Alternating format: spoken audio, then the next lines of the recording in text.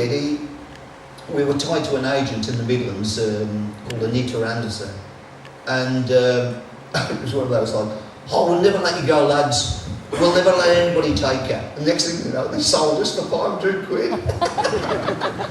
That's a good investment, don't you reckon? 500 quid. Bloody hell, you know, we had a good laugh about it. But the thing is, it got us away from what was going on in Wolverhampton, because I think there was a lot of groups in those days, and we were friendly with Roy Wood, and we were friendly with Jeff Lynne, and all these bands were around. There's the Birmingham bands, there was the Wolverhampton groups, and there were all sorts of groups around. But a lot didn't do anything. A lot of them were copying, and a lot of them were covering stuff. But we always did.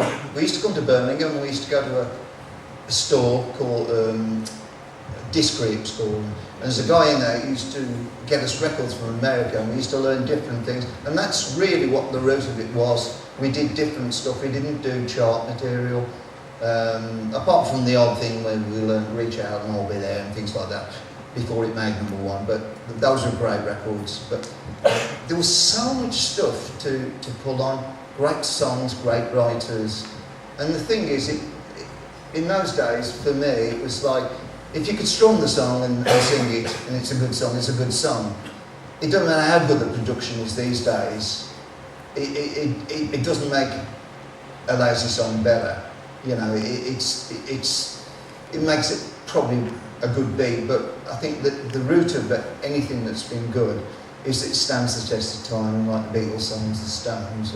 Like you say, you can play it just an acoustic guitar. Yeah, I mean, and it's still the same now. I mean, I'm writing now at the moment, but it's like if you're sitting there with yourself and an acoustic guitar, there's a certain magic, you know. And I think for me, the magic is still there for me now. You know, all these years on, I still okay.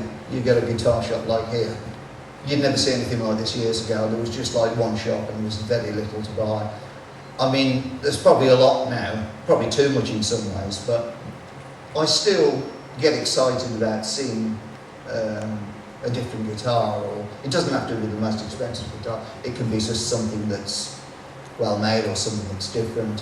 I still enjoy it, and the joy of what's come from that and meeting Chaz. I mean, it's funny that Gary was getting me to have a picture taken with this huge flying V over there. And Chaz Chandler, I'd only known him a couple of weeks, and he says to me, he says, I can see you. He says, I can see you having the biggest guitar ever. And he said, don't get it wrong. He said, it'll just create publicity, and I was well into that. Because I was always that way anyway. And he encouraged me, Chaz Chandler. He could see, the great thing with Chaz, he said, it's going to take time. He said, I'm going to work on you. He said, but one thing I want you to do is to write your own songs. He said, you've learnt so many songs, and it's all gone in your head. Now you just want to bring it out and make it your own. And that's what really our songs came from, really. All those songs. I mean, you probably can't relate Come On Feel the Noise to Reach Out and I'll Be There, but they're connected. They're connected in ways of the roots and things. I mean, we used to do Moby Grape, we used to do Nights in White Satin. I mean, there's one of our albums, BBC recordings. I mean, it was our set, but if you ever listen to those recordings, they're really raw, but that's what we were like, you know.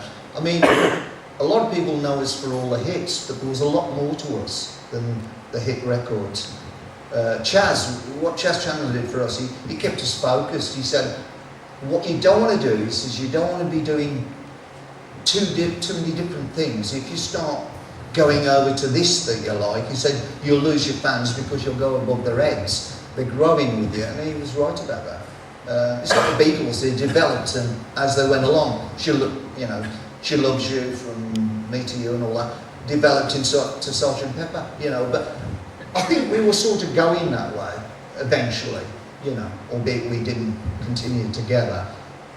Because we knew a lot of that years ago, from the early days of rock and roll and Chuck Berry and Buddy Holly and all that. I think we were fortunate to grow up at a time when you had to know how to play, you have to sing, you have to, you know, and all those great old records, all those 50s and 60s records, they have a great sound about them, and they're not about how many parts there are, they're about less is more. You know, those records are alive in their 4 tracks, you know, that most of those records are made. And I think, you know, you can still do a great song with 4 tracks now, you know, and that's the way.